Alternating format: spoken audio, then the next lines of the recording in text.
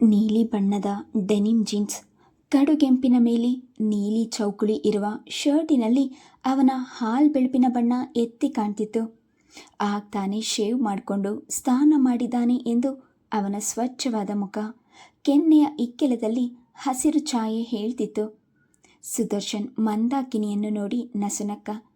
ಮಂದ, ನಿನಗೆ ಮದ್ರಾಸ್ನಿಂದ ಏನು ತಂದಿದ್ದೀನಿ ಗೊತ್ತಾ? ಮಂದಾಕಿನಿ ಕೆನ್ನೆ ಉಬ್ಬಿಸಿ, ನನಗೇನು ಬೇಡ, ನನ್ನನ್ನು ನಿನ್ನ ಜೊತೆನೇ ಕರ್ಕೊಂಡು ಹೋಗು, US ಗೆ ನಾನು ನಿನ್ನ ಜೊತೆ ಬರ್ತೀನಿ ಎಂದಾಗ ಹೂವಿನ ಮೇಲಿನ ಹಿಂಬನಿಯಂತೆ ಕಣ್ಣೀರಿನಿಂದ ಅಮೃತವಾಗಿದ್ದ ಅವಳ ಕಣ್ರೆಪ್ಪೆಗಳನ್ನು ಕಂಡು ಅವನು ಗಲಿಬಿಲಿಗೊಂಡ. ಮಂದ, ಏನಾಯ್ತು ಎಂದು ಮೃದುವಾಗಿ ಕೇಳುತ್ತಾ ಅವಳ ಗಲ್ಲ ಹಿಡಿದೆತ್ತಿದಾಗ ಅವಳು ಅವನ ಕೊರಳು ತಬ್ಬಿ ಎಳೆಯ ಹುಡುಗಿಯಂತೆ ಬಿಕ್ಕದ್ಲು. ಸುದಿ, ಅಮ್ಮ ನನಗೆ ನರೇಂದ್ರನ ಮದುವೆ ಮಾಡ್ಕೊಳ್ಳೋಕ್ಕೆ ಬಲವಂತ ಮಾಡ್ತಿದ್ದಾಳೆ. ಆದರೆ ನನಗಿಷ್ಟ ಇಲ್ಲ. ನಾನು ಇಲ್ಲೇ ಇದ್ದರೆ ಅವರೆಲ್ಲ ಸೇರಿ ನನ್ನನ್ನು ಅವನಿಗೆ ಕಟ್ಬಿಡ್ತಾರೆ. ತನಗೆ ಒರಗಿದ ಹೆಣ್ಣಿನ ಸುಕೋಮಲ ದೇಹ ಅವನಲ್ಲಿ ಅರಿಯದೆ ತರಂಗಗಳನ್ನು ಎಬ್ಬಿಸಿತು. ಅವಳನ್ನು ಬರಸೆಳೆದು ತಾನು ಅಪ್ಕೊಂಡಾಗ ಈ ಬಂಧನ ಶಾಶ್ವತವಾಗಬಾರ್ದೆ ಎಂದು ಅವನ ಹೃದಯ ಹಂಬಲಿಸ್ತಿತ್ತು. ನನ್ನ ಜೊತೆ ಎಲ್ಲಿಗೆ ಹೋದ್ರೂ ಬಂದ್ಬಿಡ್ತೀಯಾ? ಅವಳ ನುಣುಪಾದ ತಲೆ ಕೂದಲನ್ನು ನೆವರಿಸುತ್ತಾ ಕೇಳ್ದ. ಖಂಡಿತ ಬರ್ತೀನಿ. ನಾನು ನಿನ್ನನ್ನು ನನ್ನ ಹೃದಯದಲ್ಲಿಟ್ಟು ಆರಾಧಿಸ್ತಾ ಇದ್ದೀನಿ ಮಂದ. ನೀನು ನನ್ನನ್ನೇ ಪ್ರೀತಿಸ್ತಾ ಇದೆಯಾ ಅಲ್ವಾ? ಅದೇನೋ ನನಗೆ ಗೊತ್ತಿಲ್ಲ ಸುದಿ. ಒಟ್ಟಿನಲ್ಲಿ ನನ್ನ ಮನಸ್ಸು ಯಾವಾಗಲೂ ನಿನ್ನ ಬಗ್ಗೆನೇ ಯೋಚನೆ ಮಾಡ್ತಾ ಇರುತ್ತೆ. ನಿನ್ನನ್ನು ಬಿಟ್ಟು ಬದುಕೋಕೆ ನನ್ನ ಕೈಯಲ್ಲಿ ಸಾಧ್ಯವಿಲ್ಲ ಅಂತ ಮಾತ್ರ ನಾನು ಖಂಡಿತವಾಗಿಯೂ ಹೇಳ್ತೀನಿ. ಮಂದಾಕಿನಿ ದೃಢವಾಗಿ ನುಡಿದಾಗ ಅವನು ಅವಳ ಸುರುಳಿ ಕೂದಲನ್ನು ಹಣೆಯಿಂದ ಹಿಂದಕ್ಕೆ ಸರಿಸಿ ಅದಕ್ಕೆ ಮುತ್ತಿಟ್ಟನು. ನಿನಗಿನ್ನೂ 19 ವರ್ಷ. ಇಷ್ಟು ಬೇಗ ನಾವು ಮದುವೆ ಆಗೋದು ಬೇಡ. ನಾನು ನನ್ನ ಸ್ಟಡೀಸ್ ಮುಗಿಸ್ಕೊಂಡು ವರ್ಷಗಳಲ್ಲಿ ಹಿಂತಿರುಗಿ ಬಂದ್ಬಿಡ್ತೀನಿ. ಆಮೇಲೆ ನಿನ್ನನ್ನು 1 ನಿಮಿಷವೂ ಬಿಟ್ಟಿರಲ್ಲ. ಹಾಗಾದರೆ ನೀನು ನ್ಯೂಯಾರ್ಕ್ಗೆ ಹೋಗಲೇಬೇಕಾ? ಮಂದಾಕಿನಿ ಅಳು ಮುಖ ಮಾಡಿದಾಗ ಸುದರ್ಶನ್ ನಕ್ಕು ಅವಳ ಮೂಗು ಹಿಂಡಿದ. ಎಲ್ಲ ಫಿಲಿಮಿನರಿ ಅರೇಂಜ್ಮೆಂಟ್ಸ್ ಆಗ ಹೋಗಿದೆ ಚಿನ್ನ. ಅಲ್ಲಿ ಯೂನಿವರ್ಸಿಟಿಯಲ್ಲಿ ಚಿಕ್ಕಪ್ಪ ಟ್ರೈ ಮಾಡ್ತಿದ್ದಾರೆ, ಅರ್ಥ ಮಾಡ್ಕೋ. ಸುದಿ, ನಾನು ನಿನಗೋಸ್ಕರನೇ ಕಾಯ್ತಾ ಇರ್ತೀನಿ, ಅದು ಮಾತ್ರ ಮರಿಬೇಡ. ಹೇಗೆ ಮರೀಲಿ? ಸದಾ ಇಲ್ಲೇ ಇರ್ತೀಯಲ್ಲ ನೀನು ಎಂದು ತನ್ನ ಎದೆ ಮುಟ್ಟಿ ಉತ್ತರಿಸಿದ. ಸುದರ್ಶನ್ USA ಗೆ ಹೊರಡಲು 15 ದಿನಗಳಿದ್ದವು. ಮೊದಲು ಮುಂಬೈಗೆ ಹೋಗಿ ಅಲ್ಲಿಂದ ಏರ್ ಇಂಡಿಯಾ ಫ್ಲೈಟ್ ಹತ್ತುತ್ತಿದ್ದ. ಮಂದಾಕಿನಿ ಕಾಲೇಜಿನ ನೆಪ ಹೇಳಿ ಸುದರ್ಶನೊಡನೆ ಸಿನಿಮಾ, ಶಾಪಿಂಗ್, ಪಿಕ್ನಿಕ್ ಎಂದು ನಿರ್ಭಯವಾಗಿ ಸುತ್ತಾಡ್ತಿದ್ಲು. ಸುದರ್ಶನ್ ಎಂದೂ ಅವಳ ಚಲುವನ್ನಾಗಲಿ ಮುಕ್ತತೆಯನ್ನಾಗಲಿ ದುರುಪಯೋಗ ಪಡಿಸ್ಕೊಂಡಿರಲಿಲ್ಲ. ಅವಳೊಡನೆ ಎಂದಿನಂತೆ ಆರ್ಥಿಕವಾಗಿ ಮಾತನಾಡುತ್ತಾ ಅವಳನ್ನು ರೇಗಿಸಿ ನಗಿಸ್ತಿದ್ದ. ಅಷ್ಟರಲ್ಲಿ ಮಂದಾಕಿನಿಯ ಮದುವೆಯ ಪ್ರಸ್ತಾಪ ಸದ್ಯಕ್ಕೆ ಸ್ಥಗಿತಗೊಂಡಿತು. ಇದ್ದೊಬ್ಬ ಮಗಳಿಗೆ ಬಲವಂತ ಮಾಡಿ ಅವಳ ಇಚ್ಛೆಯ ವಿರುದ್ಧವಾಗಿ ವಿವಾಹ ನಿಶ್ಚಯಿಸಲು ಜಯರಾಜರಿಗೆ ಕೊಂಚವೂ ಇಷ್ಟವಿರಲಿಲ್ಲ.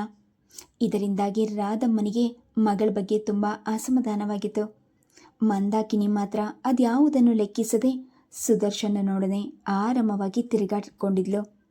ಸುದಿ, ಒಂದು ಗುಡ್ ನ್ಯೂಸ್ ಗೊತ್ತಾ? ನನ್ನ ಮದುವೆ ಪ್ರಪೋಸಲ್ ಕ್ಯಾನ್ಸಲ್ ಆಗೋಯ್ತು. ನಾನು ಡಿಗ್ರಿ ಮುಗಿಸೋ ತನಕ ಅಪ್ಪ ನನ್ನ ಮದುವೆ ಬಗ್ಗೆ ಯೋಚನೆ ಮಾಡಲ್ವಂತೆ. Thanks god. ನನಗೊಂದು ದೊಡ್ಡ ಭಾರ ತಲೆ ಮೇಲಿಂದ ಇಳಿಸಿದ ಹಾಗಾಗಿದೆ.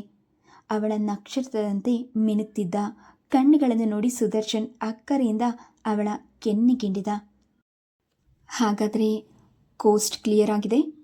ನನಗೆ ಯಾವ ಎದುರು ಅಲೆಗಳಿಲ್ಲ. ಮಂದಾಕಿನಿ ಸಂತೃಪ್ತಿಯಿಂದ ನಕ್ಕಳು. ಸುದರ್ಶನ್ ಮುಂಬೈಗೆ ಹೋಗುವ 2 ದಿನಗಳ ಮುಂಚೆ ಇಬ್ಬರು ಬಿಸಿಲು ಮಂಚಿನ ಮೇಲೆ ಭೇಟಿಯಾದಾಗ ಮಂದಾಕಿನಿ ಅವನ ಎದೆಗೊರಗಿ ಮನಸಾರೆ ಹತ್ಬಿಟ್ಲು. ಸುದಿ, ಬೇಗ ಬಂದ್ಬಿಡು. ನಿನ್ನನ್ನು ಬಿಟ್ಟಿರೋದು ನನಗೆ ತುಂಬ ಕಷ್ಟವಾಗುತ್ತೆ. ಅವಳ ದುಃಖ ಕಂಡು ಅವನಿಗೂ ವೇದನೆ ಆಯಿತು. ನನಗೆ ನಿನ್ನನ್ನು ಬಿಟ್ಟಿರೋದು ಆಸೆ ಅಂದ್ಕೊಂಡಿದ್ಯಾ ಚಿನ್ನ? ನೋಡು, ನನ್ನ ಮನಸ್ಸು ಹೃದಯ ನಿನ್ನ ಹತ್ರನೇ ಬಿಟ್ಟು ಹೋಗ್ತಾ ಇದ್ದೀನಿ. ವರ್ಷದೊಳಗೆ ನಾನು ಬಂದ್ಬಿಡ್ತೀನಿ ಎಂದು ಅವಳನ್ನು ಸಮಾಧಾನ ಮಾಡ್ದ. ನಾನು ಇಲ್ಲಿ ಇರಲ್ಲ ಅಂತ ಹೇಳಿ ನಿನ್ನ ನೆಗ್ಲೆಕ್ಟ್ ಮಾಡಬೇಡ. ನೀನು BA ಮುಗಿಸೋ ಹೊತ್ತಿಗೆ ನಾನು ಇಂಡಿಯಾಗೆ ವಾಪಸ್ ಬರ್ತೀನಿ. ನೀನು ಡಿಗ್ರಿ ತಗೊಂಡು ಇರದೇ ಇದ್ದರೆ ನಾನು ನಿನ್ನನ್ನು ಮದುವೆನೇ ಆಗಲ್ಲ ಗೊತ್ತಾ? ಅವನು ಪ್ರೀತಿಯಿಂದ ನೀಡಿದ ಎಚ್ಚರಿಕೆ ಮಂದಾಕಿನಿ ನಕ್ಕಳು. ಹವಳದ ಕುಡಿಯಂತಿದ್ದ ಅವಳ ತುಟಿಗಳನ್ನು ಬೆರಳಿನಿಂದ ಸವರಿ ಅವನು ಮೆಲ್ಲನೆ ಹೇಳ್ದ, ಮಂದ, ಇಫ್ ಯು ಡೋಂಟ್ ಮೈಂಡ್, ನಾನು ಅಮೇರಿಕಾದಲ್ಲಿ ನೆನ್ಪಿಟ್ಕೊಳ್ಳೋಕ್ಕೆ ಏನಾದರೂ ಕೊಡ್ತೀಯಾ? It is my pleasure. Mandakini ಮೆಲ್ಲುವಾಗಿ ನುಡಿದು ತಾನಾಗೆ ಅವನ ಬಾಹುಗಳಿಗೆ ಒರಗದ್ಲು. ಅವನ ಹೊರಟು ತುಟಿಗಳು ಅವಳ ಕೋಮಲ ತುಟಿಗಳನ್ನು ಸೆರೆ ಹಿಡಿದಾಗ ಮಂದಾಕಿನಿ ತನ್ನ ದುಃಖ ದುಗುಡಗಳನ್ನೇ ಮರೆತುಬಿಟ್ಲು. ಸುದರ್ಶನ್ ತಾನಾಗಿಯೇ ಅವಳನ್ನು ದೂರ ಸರಿಸಿ, ನನಗೆ ಈಗ ಇಷ್ಟು ಸಾಕು, ಮಿಕ್ಕಿದ್ದು ಮದುವೆ ಆದಮೇಲೆ ಕೊಡ್ತೀಯಲ್ಲ ಎಂದು ಕಣ್ಮಿಟುಕಿಸಿದಾಗ ಮಂದಾಕಿನಿ ನಾಚಿಕೆಯಿಂದ ಕೆಳಗಿಳಿದು ಓಡಿದ್ಲು. ಸಂತೋಷ ಉದ್ವೇಗದಿಂದ ಅವಳ ಹೃದಯ ಇಳಿಯುತ್ತಿತ್ತು. ಸುದರ್ಶನ್ ತನಗಿಂತ ಚುಂಬನ ಅವನ ಮರಳಿ ಬರೋವರೆಗೂ ತನ್ನ ಹೃದಯದ ಬಟ್ಟಲಿನಲ್ಲಿ ಇಟ್ಟು ಕಾಪಾಡ್ತೀನೆಂದು ಅವಳ ಎಳೆಯ ಮನಸ್ಸು ಧನ್ಯತೆಯಿಂದ ನಿರ್ಧರಿಸಿತು. ಸುದರ್ಶನ್ ವಿದೇಶಕ್ಕೆ ಹಾರದ ಮೇಲೆ ಮಂದಾಕಿನಿ ಪೆಚ್ಚಿಗಾದ್ಲು. ಅವಳು ಸುದರ್ಶನೊಡನೆ ಸ್ನೇಹದಿಂದಲೇ ಇದ್ದಾಳೆ ಎಂದು ಎಲ್ಲರೂ ತಿಳಿದಿದ್ದರೆ ವಿನಃ ಯಾರೂ ಅವರಿಬ್ಬರ ಸಂಬಂಧವನ್ನು ಶಂಕಿಸಿರಲಿಲ್ಲ. ಮಗ ಹೋದ್ಮೇಲೆ ಇಂದ್ರಮ್ಮನು ಒಂಟಿಯಾದದ್ರಿಂದ ಮಂದಾಕಿನಿ ಆಗಾಗ ಅವರನ್ನು ಮಾತನಾಡಿಸ್ಕೊಂಡು ಬರ್ತಿದ್ಲು. ಸುದರ್ಶನ್ 15 ದಿನಕ್ಕೊಮ್ಮೆ ಮಂದಾಕಿನಿಗೆ ಕಾಗದ ಬರೆದು ತನ್ನ ಒಲವಿನ ನಿವೇದನೆ ಮಾಡಿಕೊಳ್ತಿದ್ದ. ಮಂದಾಕಿನಿ ಅದನ್ನು ಅಕ್ಕರೆಯಿಂದ ತನ್ನ ಹಾಸಿಗೆಯ ಕೆಳಗಿಟ್ಟು ಎಷ್ಟೋ ಬಾರಿ ರಾತ್ರಿ ನಿದ್ದೆ ಬಾರದಿದ್ದಾಗ ಮತ್ತೆ ಮತ್ತೆ ಅದನ್ನು ಓದಿ ತೃಪ್ತಿ ಪಟ್ಕೊಳ್ತಿದ್ಲು. ಈ ಕಣ್ಣಾಮುಚ್ಚಾಲೆ 1 ವರ್ಷವಷ್ಟೇ ನಡೆಯಿತು. ಒಮ್ಮೆ ಅಂಚೆಯವನು ಏರ್ವಿಲ್ನಲ್ಲಿ ಆಕಸ್ಮಿಕವಾಗಿ ಸುದರ್ಶನನ್ನು ಮನೆಗೆ ಹಾಕಿ ಹೊರಟೋಗಿದ್ದ. ಇಂಗ್ಲಿಷ್ ಓದಲು ಬಾರದ ಇಂದ್ರಮ್ಮ ಅದನ್ನು ಒಳಗೆ ತೆಗೆದಿಟ್ಟು ಪತಿ ಮನೆಗೆ ಬಂದಾಗ ಅವರ ಕೈ ಕೊಟ್ಟರು. ಕಾಗದವನ್ನು ನೋಡುತ್ತಲೇ ಅದು ಸುದರ್ಶನನದು ಎಂದು ತಿಳಿದ ಪಾಂಡುರಂಗ ಶರ್ಮ ಅದರೊಡನೆ ಇನ್ನೊಂದು ಪತ್ರ ನೋಡಿ ಹುಬ್ಗಂಟಾಕಿದ್ರು. ಸುದರ್ಶನ್ ಮಂದಾಕಿನಿಗೆ ಕಾಗದ ಬರೆಯುತ್ತಿದ್ದಾನೆಯೇ? ಮನಸ್ಸು ತಡೆಯದೆ ಅದನ್ನು ಒಡೆದು ನೋಡಿದಾಗ ಕೋಪ ಹುಕ್ಕಿ ಬಂತು. ಆ ಚಲ್ ಹುಡುಗಿಯನ್ನು ಸುದರ್ಶನ್ ಪ್ರೀತಿಸೋದೆ. ಅವರಾಗಲೇ ಮಗನಿಗಾಗಿ ತಮ್ಮ ಬಿಸ್ನೆಸ್ ಸಹೋದ್ಯೋಗಿಯ ಮಗಳನ್ನು ನಿಶ್ಚಯಿಸಿಕೊಂಡಿದ್ರು. ಅವರ ಅಂತಸ್ತಿಗೆ ತಕ್ಕಂತೆ ಅಳಿಯನಿಗೆ ಕೈ ತುಂಬ ಬಳುವಳಿ ನೀಡಿ ಅದ್ದೂರಿಯಿಂದ ಮದುವೆ ಮಾಡಿಕೊಡುವವರಿದ್ದರು. ಈ ಸಲ ಸುದರ್ಶನಿಗೆ ಆ ವಿಷಯವಾಗಿ ಬರೆಯಬೇಕೆಂದು ಕೊಂಡಿರುವಾಗಲೇ ಅವರಿಗೆ ಈ ಕಾಗದ ಸಿಕ್ತು. ಈ ಸಂದರ್ಭದಲ್ಲಿ ಸುದರ್ಶನಿಗೆ ಯಾವ ವಿಚಾರವೂ ತಿಳಿಸದೇ ಇರೋದೇ ಒಳಿತು ಎಂದುಕೊಂಡವರೇ ಆ ಕಾಗದದ ಸಮೇತ ಪಕ್ಕದ ಮನೆಗೆ ದಾಪುಗಾಲು ಹಾಕುತ್ತಾ ಹೆಂಡತಿಗೂ ಹೇಳದೆ ಹೊರಟರು. ಅಪರೂಪವಾಗಿ ತಮ್ಮ ಮನೆಗೆ ಬಂದ ಶ್ರೀಮಂತ ವ್ಯಾಪಾರಿ ಪಾಂಡುರಂಗ ಶರ್ಮರನ್ನು ಕಂಡು ರಾಜರಾಯರಿಗೆ ಆಶ್ಚರ್ಯವಾಯಿತು. ಬನ್ನಿ ಕೂತ್ಕೊಳ್ಳಿ, ಸುದರ್ಶನ್ ಚೆನ್ನಾಗಿದ್ದಾನಾ? ಅವನಿಂದ ಕಾಗದ ಏನಾದರೂ ಬಂದಿದ್ದ? ಹೇಗೆ ಓದ್ತಾ ಇದ್ದಾನಂತೆ ಎಂದು ದೇಶವಾರದ ನಗೆ ಬೀರುತ್ತಾ ವಿಚಾರಿಸ್ಕೊಂಡ್ರು. ಪಾಂಡುರಂಗ ಮೊಗದ ಬಿಗುವು ಸಡಿಲಿಸದೆ ತಮ್ಮ ಕೈಯಲ್ಲಿದ್ದ ಕಾಗದವನ್ನು ಅವರ ಮುಂದಿದ್ದ ಟೀಪಾಯ್ ಮೇಲೆ ಎಸೆದ್ರು. ನಿಮ್ಮ ಮಗಳ ಯೋಗ್ಯತೆ ನೋಡಿ ರಾಯ್ರೆ, ನನ್ನ ಮಗನ ಜೊತೆ ಸ್ನೇಹ ಸಲಿಗೆಯಿಂದ ಮಾತನಾಡ್ತಾ ಇದ್ದಾಳೆ ಅಂತ ನಾನು ಸುಮ್ಮನೆ ಇದ್ದರೆ ಆ ವ್ಯವಹಾರ ಎಲ್ಲಿವರೆಗೂ ಬಂದಿದೆ ನೋಡಿ. ರಾಜರಾಯರು ಅವಕ್ಕಾದರು. ಪಾಂಡುರಂಗ ಶರ್ಮ ಬಂದಾಗಲೇ ಕುತೂಹಲದಿಂದ ಇಣುಕಿ ನೋಡುತ್ತಿದ್ದ ಮಂದಾಕಿನಿಗೆ ಅವರ ಕೈಯಲ್ಲಿದ್ದ ಸುದರ್ಶನನ ಕಾಗದ ನೋಡಿ ಎದೆ ದಸಕ್ಕೆಂದಿತು. ನನ್ನ ಮಗಳು ಮಗುವಿನ ಹಾಗೆ, ಅವಳು ಅಂಥವಳಲ್ಲ ಸರ್. ರಾಜರಾಯರ ದನಿ ಕಂಪಿಸ್ತಿತ್ತು. ಪಾಂಡುರಂಗ ಶರ್ಮ ತಾತ್ಸಾರದಿಂದ ನಕ್ಕ. ನಾನು ನಿಮ್ಮ ಮಗಳ ಸ್ವಭಾವ ವಿಮರ್ಶೆ ಮಾಡೋಕ್ಕೆ ಬಂದಿಲ್ಲ ಸ್ವಾಮಿ. ಸುದರ್ಶನಿಗೆ ನಾನು ಆಗಲೇ ಮದುವೆ ನಿಶ್ಚಯ ಮಾಡಿದ್ದೀನಿ. ಮಂದಾಕಿನಿನ ನನ್ನ ಸೊಸೆ ಮಾಡ್ಕೊಳ್ಳೋಕ್ಕೆ ನಾನು ಖಂಡಿತ ಒಪ್ಪಲ್ಲ. ನೀವು ಏನೇ ಇದ್ರೂ ನಿಮ್ಮ ಮಗಳಿಗೆ ಬುದ್ಧಿ ಹೇಳಿ. ಈ ಕೆಲಸಕ್ಕೆ ಬಾರದ ಪತ್ರ ವ್ಯವಹಾರ ನಿಲ್ಲಿಸ್ಬಿಡಿ. ನಾನು ನನ್ನ ಮಗನ್ನ ನೋಡ್ಕೊಳ್ತೀನಿ. ಸುಮ್ಮನೆ ನಮ್ಮ ಹುಡುಗನಿಂದ ನಿಮ್ಮ ಹುಡುಗಿಗೆ ಕೆಟ್ಟ ಹೆಸರು ಬರೋದು ಬೇಡ ಎಂದು ಬಿರುಸಾಗಿ ನುಡಿದು ಯಾರ ಪ್ರತಿಕ್ರಿಯೆಗೂ ಕಾಯದೆ ಅಲ್ಲಿಂದ ಕಾಲ್ ತೆಗೆದರು. ಸ್ವಾಭಿಮಾನಿಯಾದ ರಾಜರಾಯರಿಗೆ ಅವರ ಅವಹೇಳನ ಮಾತು ಕೇಳಿ ಭೂಮಿ ಬಾಯಿ ಬಿಟ್ಟು ತಮ್ಮನ್ನು ನುಂಗ್ಬಿಡಬಾರ್ದೆ ಎನ್ನುವಷ್ಟು ನಾಚಿಕೆಯಾಗಿತ್ತು. ಏನು ಅಂತ ನನ್ನ ಮಗಳಾಗಿ ಹುಟ್ಟಿದ್ಯಾ ನೀನು? ನಮ್ಮ ಮನೆ ಮಾನ ಮರ್ಯಾದೆ ಬೀದಿ ಪಾಲ್ ಮಾಡ್ತೀಯಾ ಎಂದು ಮಗಳ ಮೇಲೆ ಕೈ ಮಾಡದಿದ್ದವರು ಅವಳ ಕೆನ್ನೆಗೆ ಚಟಾರನೆ ಬಾರಿಸ್ಬಿಟ್ರು. ಮಂದಾಕಿನಿ ಸುದರ್ಶನನ ಕಾಗದವನ್ನು ಎತ್ತಿ ತನ್ನ ಎದೆಗೆ ಒತ್ಕೊಂಡು, ಸುದಿ ಸುದಿ ಬೇಗ ಬಂದು ನನ್ನನ್ನು ಇಲ್ಲಿಂದ ಕರ್ಕೊಂಡು ಹೋಗು ಎಂದು ಕಣ್ಣೀರಿಟ್ಟಾಗ ರಾಧಮ್ಮ ಕೋಪ, ಆಶ್ಚರ್ಯ, ಸಂಕಟದಿಂದ ದಿಗ್ಭ್ರಾಂತರಾದರು. ಇಂಥ ನಾಚಿಕೆಗೆಟ್ಟವಳನ್ನ ಎಲ್ಲಾದರೂ ನೋಡಿದಿರೇನ್ರಿ? ಅವನ ಅಪ್ಪ ಮುಖಕ್ಕೆ ಹೊಡೆದ ಹಾಗೆ ಇವಳನ್ನು ಸೊಸೆ ಮಾಡ್ಕೊಳ್ಳಲ್ಲ ಅಂತ ಹೇಳಿ ಹೋದ್ಮೇಲೂ ಅವನ ಕಾಗದ ಇಟ್ಕೊಂಡು ಹಂಬಲಿಸ್ತಾಳಲ್ಲ. ಅವನೇನು ಈಗ ಅಮೇರಿಕಾದಿಂದ ಬಂದು ಇವಳಿಗೆ ತಾಳಿ ಕಟ್ಟೋಕ್ಕಾಗುತ್ತಾ? ಇದು ಆಗೋದಲ್ಲ, ಹೋಗೋದಲ್ಲ. ಇವಳು ಏನಾದರೂ ಮನೆ ಹಾಳು ಕೆಲಸ ಮಾಡೋಕ್ಕೂ ಮುಂಚೆ ಏನಾದರೂ ಮಾಡ್ರಿ. ನಾನು ಏನು ಮಾಡಲಿ ನೀನೇ ಹೇಳು. ರಾಯರು ಜಿಗುಪ್ಸೆಯಿಂದ ಕೇಳಿದಾಗ ರಾಧಮ್ಮ ಮಂದಾಕಿನಿಯ ಕೆನ್ನೆ ರೋಷದಿಂದ ತಿವಿದ್ರು. ನಾನು ಅವತ್ತೇ ಬಡ್ಕೊಂಡೆ, ನಮ್ಮ ಅಣ್ಣನ ಮಗನಿಗೆ ಇವಳನ್ನು ನಿಶ್ಚಯ ಮಾಡೋಣ ಅಂತ. ಇವಳು ಹಠ ಮಾಡದೆ ಹೋಗಿದ್ರೆ ಇಷ್ಟು ಹೊತ್ತಿಗೆ ಮದುವೆನೇ ನಡೆದು ಹೋಗ್ತಿತ್ತು. ಈಗಲೂ ಏನು ಮುಳುಗಿ ಹೋಗಿರೋದು? ನಾನು ನಾಳೆನೇ ಅತ್ತೆಯ ಮನೆಗೆ ಹೋಗಿ ಬರ್ತೀನಿ. ಆದಷ್ಟು ಬೇಗ ಮದುವೆ ಮುಹೂರ್ತ ಇಟ್ಕೊಂಡ್ರೆ ಆಯಿತು. ಮಧುಸೂದನ ಹೇಳಿದಾಗ ಮಂದಾಕಿನಿ ಅವನನ್ನು ದೂರ ದೂರ ನೋಡಿದ್ಲು. ನೀನು ನನ್ನ ಅಣ್ಣನೋ ಶತ್ರುನೋ? ಸುದರ್ಶನ ಕಂಡ್ರೆ ಮೊದಲಿನಿಂದಲೂ ನಿನಗೆ ಆಗಲ್ಲ, ಅದಕ್ಕೆ ಈ ರೀತಿ ಸೇಡ್ ತೀರಿಸ್ಕೊಳ್ತಿದ್ಯಾ? ಅವಳ ಮಾತೇನು ಕೇಳ್ತೀಯೋ ಮಧು? ರೂಮ್ನಲ್ಲಿ ಕೂಡ ಹಾಕಿರು. ಇನ್ಮೇಲೆ ಅವಳು ಈ ಮನೆ ಹೊಸಲು ದಾಟಬಾರ್ದು. ನರೇಂದ್ರನ ಜೊತೆ ಮದುವೆ ಆದಮೇಲೆ ಅವಳು ಈ ಮನೆಯಿಂದ ಹೊರಗೆ ಹೋಗಬೇಕು. ರಾಯರು ಆಜ್ಞಾಪಿಸಿದ್ರು.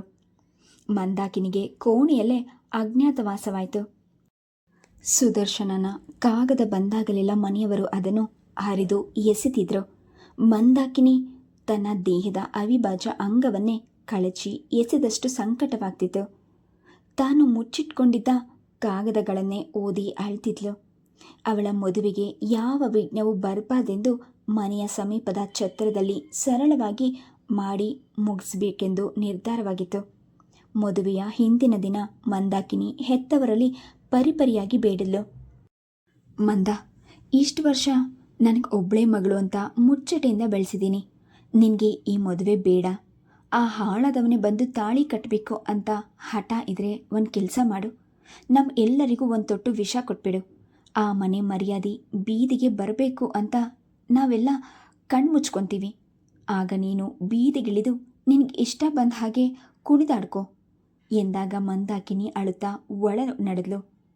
ಸುದರ್ಶನನ್ನು ವರಿಸಲು ಈ ಜನ್ಮದಲ್ಲಿ ತನ್ನ ಹಣೆಯಲ್ಲಿ ಬರೆದಿಲ್ಲ ಎಂದು ಅರಿವಾದಾಗ ಅವಳು ತಟಸ್ಥಳಾದಳು. ನರೇಂದ್ರನೊಂದಿಗೆ ಮುಂದಿನ ಜೀವನ ಎದುರಿಸಲು ಅವಳ ಮನಸ್ಸು ಕಲ್ಲು ಮಾಡಿಕೊಂಡಿದ್ಲು. ನರೇಂದ್ರನ ಕೈಗಳು ಮಂದಾಕಿನಿಯ ಕೊರಳಿಗೆ ಮಾಂಗಲ್ಯ ಬಿಗಿದಾಗ ಮಂದಾಕಿನಿ ಮೌನವಾಗಿ ಕಣ್ಣೀರಿಟ್ಲು. ಸುದಿ, ನಾನು ನನ್ನ ಮಾತು ಉಳಿಸ್ಕೊಳ್ಳದೆ ಹೋದೆ, ಕ್ಷಮಿಸು. ರಾಧಮ್ಮ, ಮಧುಸೂದನ, ಮನೋಹರ್ ಸಡಗರದಿಂದ ಓಡಾಡ್ತಿದ್ದಾರೆ. ಜಯರಾಜರು ನೆಮ್ಮದಿಯಿಂದ ಉಸಿರಾಡಿದ್ರು. ಇಂದಿರಮ್ಮ ಒಬ್ಬರೇ ಮದುವೆಗೆ ಬಂದಿದ್ರು. ಅವರಿಗೆ ಮಂದಾಕಿನಿಯ ಬಗ್ಗೆ ಅಕ್ಕರೆ ಇದ್ದರೂ ಪತಿಯನ್ನು ವಿರೋಧಿಸಿ ಅವಳನ್ನು ಸೊಸೆಯಾಗಿ ತರೋದು ಸಾಧ್ಯವಿರಲಿಲ್ಲ. ನಿನ್ನ ಗಂಡನ ಜೊತೆ ಮುತ್ತೈದೆ ಸಾವಿತ್ರಿಯಾಗಿ ಸುಖವಾಗಿ ಬಾಳಮ್ಮ ಎಂದು ಮಂದಾಕಿನಿಗೆ ಬಾಯಿ ತುಂಬ ಹಾರೈಸಿದ್ರು. ಮಂದಾಕಿನಿ ಅವರಿಗೆ ತೆಕ್ಕೆ ಬಿದ್ದು ಅತ್ತಾಗ ಮೌನವಾಗಿ ಅವಳ ತಲೆ ಸವರಿದ್ರು. ಅವರ ಸ್ಪರ್ಶದಲ್ಲಿ ತಮ್ಮ ಅಸಹಾಯಕತೆಗಾಗಿ ಮೌನ ಕ್ಷಮೆಯಾಚನೆ ಇತ್ತು. ಜಯರಾಜರ ತಮ್ಮನ ಮಗಳು ಸುಹಾಸಿನಿ ಮದುವೆಗೆ ಬಂದಿದ್ಲು. ಜಯರಾಜರ ತಮ್ಮ ರೈಲ್ವೇಸ್ನಲ್ಲಿ ಸೂಪರ್ಡೆಂಟಿಂಗ್ ಇಂಜಿನಿಯರ್ ಆಗಿ ಪೋರ್ಬಂದರ್ನಲ್ಲಿದ್ದರು. ಅನಿವಾರ್ಯ ಕಾರಣಗಳಿಂದ ಬರಲಾಗದೆ ಅವರು ಸುಹಾಸಿನಿಯನ್ನು ಕಳಗಿಸಿದರು. ಸುಹಾಸಿನಿ ಮಂದಾಕಿನಿಗಿಂತ 1 ವರ್ಷ ಕಿರಿಯಳು. ಯಾಕೆ ದೊಡ್ಡಪ್ಪ ಮಂದಾಗಿ ಇಷ್ಟು ಚಿಕ್ಕ ವಯಸ್ಸಿನಲ್ಲೇ ಮದುವೆ ಮಾಡಿಬಿಟ್ಟಿದ್ದೀರಿ?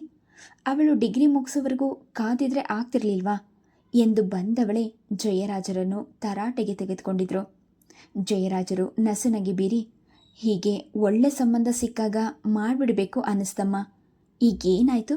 ಮದುವೆ ಆದಮೇಲೆ ಡಿಗ್ರಿ ತಗೊಳ್ತಾಳೆ ಬಿಡು ಎಂದು ಮಾತು ತಿಳಿಸಿದ್ರು. ಸುಹಾಸಿನಿಯ ಚುರುಕು ಕಣ್ಗಳು ಮಂದಾಕಿನಿಯ ಪೆಚ್ಚು ಮುಖ, ಕೆಂಪಾದ ಮೂಗು, ನೀರಿನಲ್ಲಿ ತೇಲಾಡ್ತಿದ್ದ ಕಣ್ಗಳನ್ನು ಗಮನಿಸದೇ ಇರಲಿಲ್ಲ. ಯಾಕೆ ಮಂದ, ನಿನಗೆ ಈ ಮದುವೆ ಇಷ್ಟ ಇರಲಿಲ್ವಾ ಎಂದು ಕಾಕುಲತೆಯಿಂದ ಪ್ರಶ್ನಿಸಿದಾಗ ಮಂದಾಕಿನಿ ಕಹಿಯಾಗಿ ನಕ್ಕಳು. ಇದುವರೆವಿಗೂ ಯಾರು ಕೇಳದ ಪ್ರಶ್ನೆ ಬಹಳ ತಡವಾಗಿ ನನ್ನ ಕತ್ತಿಗೆ ತಾಳಿ ಕಟ್ಟಿದ ಮೇಲೆ ಕೇಳ್ತಿದೆಯಲ್ಲ, ಹಾಗಾದರೆ ನಿನಗೆ ನರೇಂದ್ರ ಒಪ್ಪಿಗೆ ಇರಲಿಲ್ವಾ? ಅವಳ ಪ್ರಶ್ನೆಗೆ ಮಂದಾಕಿನಿ ನೇರವಾಗಿ ಉತ್ತರಿಸದೆ, ಸುಹಾ, ನಮ್ಮ ದೇಶದಲ್ಲಿ ಹೆಣ್ಣಾಗಿಯೇ ಹುಟ್ಟಬಾರ್ದು ಕಣೆ. ಅದರಲ್ಲೂ ಈ ಮಿಡಲ್ ಕ್ಲಾಸ್ ಫ್ಯಾಮಿಲಿನಲ್ಲಿ ಹೆಣ್ಮಕ್ಕಳಾಗಿ ಹುಟ್ಟೋದು ನನ್ನ ಯಾವ ಜನ್ಮದ ಪಾಪ ಫಲವೋ ಅನಿಸುತ್ತೆ ಎಂದಷ್ಟೇ ಹೇಳಿದ್ಲು. ಮದುವೆ ಕಲಾಪಗಳಲ್ಲಿ ಸುಹಾಸಿನಿ ಮುಂದೆ ಕೆದಕಿ ಏನೂ ಕೇಳಲಿಲ್ಲ. ಮಂದಾಕಿನಿ ಭಾರವಾದ ಹೃದಯ ಹೊತ್ತು ನರೇಂದ್ರನ ಮನೆ ಹೊಕ್ಕೋದ್ಲು. ಮಂದಾಕಿನಿಯ ಮದುವೆ ಆದ 1 ವಾರದ ಮೇಲೆ ಸುದರ್ಶನನಿಗೆ ವಿಷಯ ತಿಳಿದೊಡನೆ ಅವನು ಲೀವ್ ಬರೆದುಕೊಟ್ಟು ನಿಂತ ಕಾಲಲ್ಲೇ ಬಂದು ಇಳಿದ್ಬಿಟ್ಟ. ಪಾಂಡುರಂಗ ಶರ್ಮಾ ಮಂದಾಕಿನಿಯ ಮದುವೆ ನಂತರ ಅವಳ ಲಗ್ನಪತ್ರಿಕೆ ಪೋಸ್ಟ್ ಮಾಡಿದ್ರು. ಇಲ್ಲದಿದ್ದರೆ ಸುದರ್ಶನ್ ತಕ್ಷಣ ಬರುವನೆಂದು ಅವ್ರಿಗೆ ತಿಳಿದಿತ್ತು. ತಂದೆ ಮಗನಿಗೆ ದೊಡ್ಡ ಜಗಳವೇ ನಡೆದು ಹೋಗಿತ್ತು. Please subscribe the channel, like and share. Thank you.